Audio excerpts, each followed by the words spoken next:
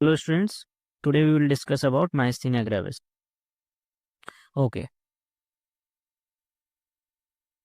सबसे पहले बात करेंगे प्रीवियस ईयर क्वेश्चन की। क्वेश्चन है 25 year old female with ptosis, diplopia and fatigue, proximal muscle weakness, fatigue. Which of the following is the most useful diagnosis? So first of all, we have to identify the condition. CPK, edrophonium test, EMG, muscle biopsy. Okay, so this was the question. हम discuss करेंगे the condition involve and more possible questions जो कि हो सकते हैं future exams में and for your MBBS curriculum also, how you should understand the disease. Okay, so let's start. Explanation है, patient को क्या क्या सिम्टम है? Ptosis, diplopia and fatigable proximal muscle weakness. Okay, ptosis का क्या मतलब है? Here you can see that one eye is half open और you can say drooping of eyelid, this is ptosis. Diplopia, इसमें दिख रहा होगा कि डबल विजन, ऐसा पेशेंट को फील होगा, this is diplopia. Okay, and proximal muscle weakness, ये देखो आर्म की प्रॉक्सिमल मसल्स, लेग की प्रॉक्सिमल मसल्स, ये इन्वॉल्व है. So this is proximal muscle weakness. अच्छा, फटीगेबल का क्या मतलब है? मीन्स कि this muscle weakness is not present always. Fatigable है मीन्स जब वो उस मसल को यूज करता है ज्यादा देर तक या थोड़ी देर तक तो ये फटीग हो जाती है. So fatigable proximal muscle weakness, ptosis and diplopia. Okay okay, अब ये जो हम बीमारी की बात कर रहे हैं दैट इज मायस्थीनिया ग्रेविस. किस टाइप की बीमारी है? This is a neuromuscular junction disorder. Junction disorder का क्या मतलब है? न्यूरो, ये न्यूरो है, ये मस्कुलर है और ये जंक्शन है. तो न्यूरोमस्कुलर जंक्शन डिसऑर्डर. ऐसा क्यों बोल रहे हैं? Because there is auto antibodies. देखो नॉर्मली क्या होता है, ये नर्व है, यहाँ से एसिटाइल कोलिन जो है ये सीक्रेट होता है. यहाँ पे ये रेड कलर का क्या दिख रहा है? Acetyl choline. ये एसिटाइल कोलिन कहाँ अटैच होता है? ग्रीन कलर के एसिटाइल कोलिन रिसेप्टर पे, जिससे कि मसल एक्टिवेशन हो जाता है. ओके, बट मायस्थीनिया ग्रेविस में क्या हो रहा है कि these green acetylcholine receptors are already occupied with auto antibodies to acetylcholine receptor. तो ये ग्रीन रिसेप्टर्स ऑलरेडी ऑक्यूपाइड है तो एसिटाइलकोलिन वर्क नहीं कर पाएगा इस पे, तो क्या हो जाएगा? Muscle activation inhibited. Okay, so this is a auto antibody mediated disease against acetylcholine receptors. Okay, now अभी हम बात करेंगे नॉर्मल फंक्शन की. ये एक नर्व है, ये नर्व है, ये रेड मसल है और इस एरिया को एक्सपैंड करके देखा है. This is nerve ending. Nerve ending में क्या हो रहा है? This acetylcholine is being secreted. और ये मसल एंड पे क्या हो रहा है? This is acetylcholine receptor. ये एसिटाइलकोलिन अटैच हो रहा है एसिटाइलकोलिन रिसेप्टर पे, जिससे कि मसल एक्टिवेशन हो रहा है. अब ये जो एक्स्ट्रा अमाउंट ऑफ एसिटाइलकोलिन है, जब उसका काम हो जाता है then it is converted to non active form of choline with the help of acetylcholine esterase enzyme. तो ये acetylcholine esterase enzyme is very important, इसको याद रखना है. ठीक है, अब बात करते हैं एड्रोफोनियम टेस्ट की. ये जो एड्रोफोनियम टेस्ट है, टेंसिलोन टेस्ट, इसका क्या मतलब है इसको देखते हैं. देखो ये जो है अगेन इसको दूसरे फॉर्म में शो हुआ है, दिस इज एसिटाइलकोलिन. ये एसिटाइलकोलिन नॉर्मली कहाँ जाके वर्क करता है? दिस एसिटाइलकोलिन रिसेप्टर पे. एसिटाइलकोलिन रिसेप्टर पे वर्क करने के बाद जो एसिटाइलकोलिन है इसको कन्वर्ट कर देता है एसिटाइलकोलिन ईस्ट्रेज एंजाइम, किसमें? इनएक्टिव कोलिन में. ठीक है, तो ये जो एड्रोफोनियम है ये क्या कर रहा है? It inhibits in this acetylcholine esterase inhibitor, means this is edrophonium. This edrophonium is inhibiting acetylcholine esterase enzyme. तो जिससे क्या होगा? ये अपना वर्क नहीं कर पाएगा, एसिटाइलकोलिन अब कोलिन में कन्वर्ट नहीं होगा. ये जो एसिटाइलकोलिन है वो एक्स्ट्रा अमाउंट में सिनेप्टिक लेफ्ट में अवेलेबल रहेगा और it will work for more time, for longer time. तो एसिटाइलकोलिन रिसेप्टर पर वर्क करता रहेगा. नॉर्मली एसिटाइलकोलिन रिसेप्टर पेशेंट के मसल एंड पे is not working properly, but जब एसिटाइलकोलिन का एक्स्ट्रा अमाउंट आएगा तब वो थोड़ा बहुत वर्क करेगा. So basically when we are giving edrophonium to the patient तो क्या हो रहा है? एसिटाइलकोलिन का जो कॉन्सेंट्रेशन है एट सिनेप्टिक लेफ्ट वो बढ़ जा रहा है, जिससे कि उसकी फटीगेबिलिटी कम हो रही है. तो वही चीज़ लिखी हुई है. Edrophonium is short acting acetylcholine esterase inhibitor. In myasthenia gravis edrophonium improves muscle strength specially ptosis within seconds and minutes. ठीक है, और इसको बोलते हैं पॉजिटिव टेस्ट. आजकल कम यूज़ होता है. ओके, अब अदर ऑप्शन क्यों नहीं है? सीपीके क्या है? इसमें नॉर्मल होता है माइस्थीनिया ग्रेविस में. ये जो सीपीके होता है ये बढ़ा हुआ होता है मायोपैथीज में, myopathies, but not in myasthenia gravis. Okay, अच्छा अब ये जो है ईएमजी, ये क्या है? इसमें हम क्या करते हैं? We give repetitive nerve stimulation और उसके बाद भी चेक करते हैं action potential in muscle fibres. तो ये चीज़ में क्लियर हो जाएगा कि रिपीटेटिव जब हम उसको मसल सॉरी नर्व स्टिमुलेशन देंगे तो फटीगेबिलिटी उसमें टेस्ट हो जाएगी. And this is the confirmatory test, more definitive test, but not first line. ये मशीनें बेड साइड अवेलेबल नहीं होती हैं, so this is not first line test. And muscle biopsy is again not for myasthenia gravis. This test is for muscle disorders. Okay, so CPK और muscle biopsy for muscle disorders, EMG for confirmation. Okay.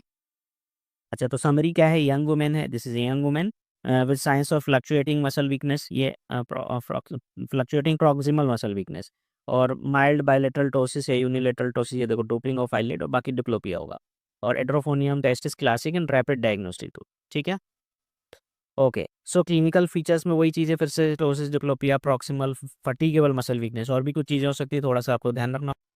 Like dropping, ये तो बात हो गई। Blood vision, क्योंकि extra ocular muscles काम नहीं करेंगी तो दोनों आई में देखने में प्रॉब्लम आएगी। स्लर्ड स्पीच, जो बातचीत करने के लिए मसल्स होती हैं, दे आर ऑल्सो अफेक्टेड, ये भी सिंपल समझ में आता है। प्रॉक्सिमल नेक मसल्स अफेक्ट होंगी, मसल फटीग हो जाएगा, आर्म एंड लेग वीकनेस, चबा नहीं पाएगा, फेशियल एक्सप्रेशन में प्रॉब्लम होगी, डिफिकल्टी ब्रीदिंग, जब जो इंटरकॉस्टल मसल्स इन्वॉल्व हो जाएंगी, that can lead to difficulty in breathing. Okay, okay. So pathophysiology, ये अभी हमने ऑलरेडी डिस्कस किया है, फिर भी देख लेते हैं। ये जो ग्रीन कलर का एसिटाइल कोलिन रिसेप्टर है, इसके अगेंस्ट बन जाती है antibody, this is acetyl choline receptor antibody. तो ये जो रेड कलर का एसिटाइल कोलिन है वो वर्क नहीं कर पाता, जिससे कि ये जो नॉर्मल एक्शन पोटेंशियल है वो रिड्यूस्ड एक्शन पोटेंशियल में कन्वर्ट हो जाएगा। ओके, ये नॉर्मल है, ये माइस्थीनिया ग्रेविस है।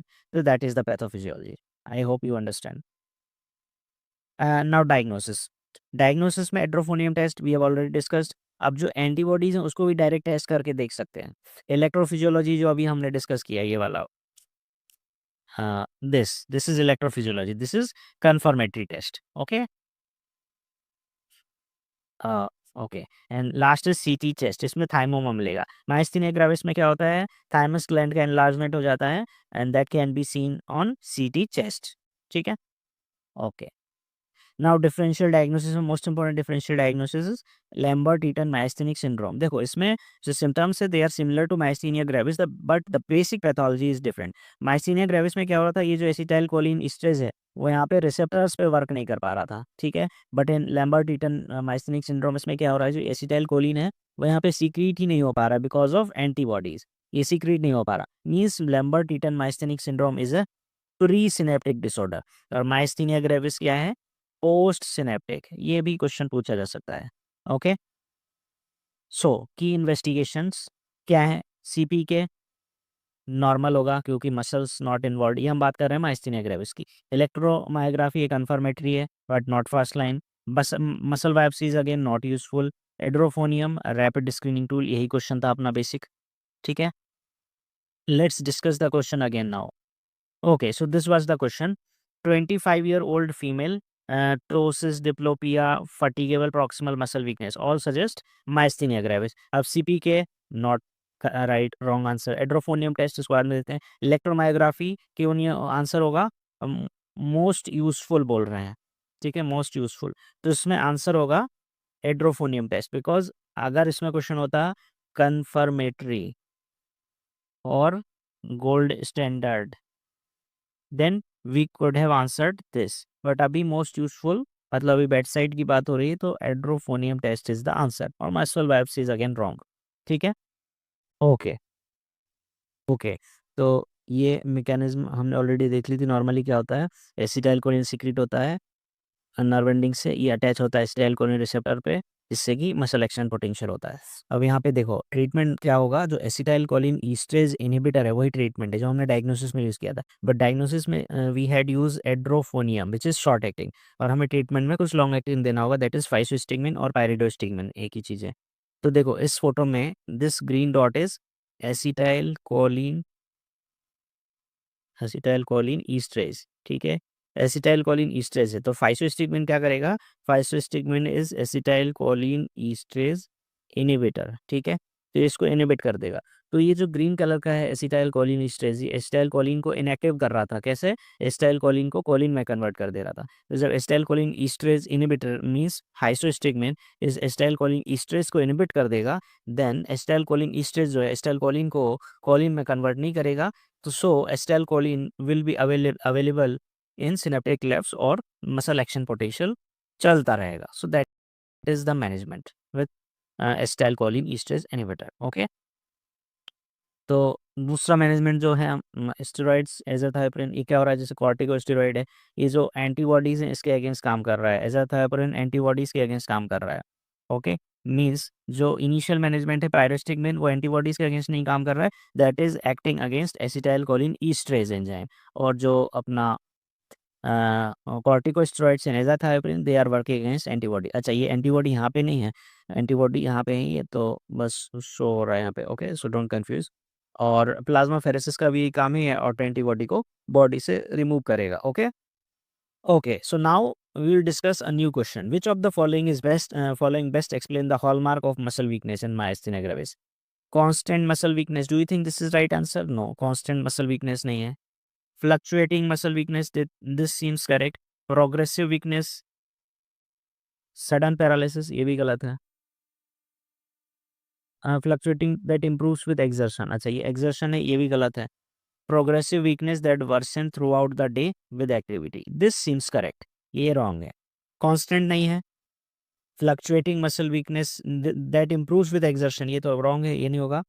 और यही बेस्ट आंसर दिख रहा है। ठीक है, so answer is C.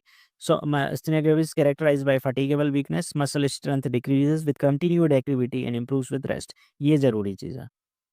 Okay, अच्छा, डायरनल वेरिएशन भी दिखेगा, क्यों? बिकॉज रात में जब सो जाएगा so muscle power will increase, और जब दिन में काम करेगा so muscle power will decrease. Okay, अच्छा, next question, myasthenia gravis, which immunological mechanism primarily contributes to the pathogenesis? Destruction of strong cell, ये रॉन्ग आंसर है। Auto antibody mediated degradation of acetyl choline receptors at the neuromuscular junction, this is the correct answer. Demyelination, no. Inhibition of synaptic vesicle release by auto antibodies, no. ये किस में दिखेगा? Can you comment? Okay, please comment in comment section, इसका answer बताना है। Okay, so right answer is myasthenia gravis, autoimmune disease where autoantibodies block or destroy nicotinic acetylcholine receptor। I hope this is very good easy question, but हाँ, आपको ये D का answer बताना है, ये कब मिलेगा comment section. Which clinical test is most specific for diagnosing myasthenia gravis among the following? Most specific, देखो ये question they can ask in future। Tensilon test, ये मोस्ट स्पेसिफिक तो नहीं है, ये अर्ली है। MRI ब्रेन का कोई यूज़ नहीं है। Repetitive nerve stimulation showing decremental response, this is the most specific test. CT chest में क्या दिखेगा? थाइमोमा, बट मोस्ट स्पेसिफिक तो नहीं है। Thymoma can be present in many conditions. So correct answer C है, हमने ऑलरेडी देख लिया था। रिपीटेटिव नर्व स्टिमुलेशन देंगे जिससे कि जो मसल एक्शन पोटेंशियल है वो रिड्यूस हो रहा है कि नहीं, that will be seen. Okay, so next question, what is the, I think this is the last question, what is the rationale behind using choline esterase inhibitors in the treatment? क्या करते हैं? they increase the availability of acetylcholine at the neuromuscular junction by increasing acetylcholine release। नहीं नहीं नहीं, this is wrong answer। okay, they suppress autoantibody production। no, this is again wrong। ये कैसे production कैसे reduce हो सकता है? by थाइमेक्टोमी, थाइमस काट के निकाल देंगे तो ऑटो एंटीबॉडी कम बनेगी। They increase the availability of acetyl choline at the neuromuscular junction by decreasing break down by acetyl choline, down of acetyl choline, मतलब एसिटाइल कोलिन का ब्रेक डाउन डिक्रीज करके करते हैं। Yes, so this is the correct answer. अभी दोबारा देख लेते हैं। ओके, देखो, वी आर यूजिंग फाइसोस्टिग्मिन, वो क्या कर रहे हैं, ये अभी हमने देखा acetyl choline esterase inhibitor फाइसोस्टिग्मिन, acetyl choline esterase inhibitor को एसिटाइल कोलिन एस्ट्रेज को इनहिबिट कर देगा जिससे कि एसिटाइल कोलिन कन्वर्ट नहीं होगा कोलिन में। So that is the mechanism. तो वही चीज़ यहाँ पर डिस्कस हो रही है। They increase the availability of acetyl choline at the neuromuscular junction by decreasing break down of acetyl choline. ठीक है, they block the immune mediated damage to nerve fibers। नहीं, ये भी wrong है। okay, so you should be able to identify the correct answer, but in exams you should also be able to identify the wrong answer, कि ये answer क्यों wrong है, ये भी आपको समझ में आना चाहिए। then only you can uh, be so sure about the right answer। okay, तो वही है explanation। I hope you understood। Acetyl choline stage inhibitor है, ये इसको इनहिबिट कर देगा तो ये हो जाएगा। ठीक है, okay, thank you। You can ask your queries in comment section। Thank you।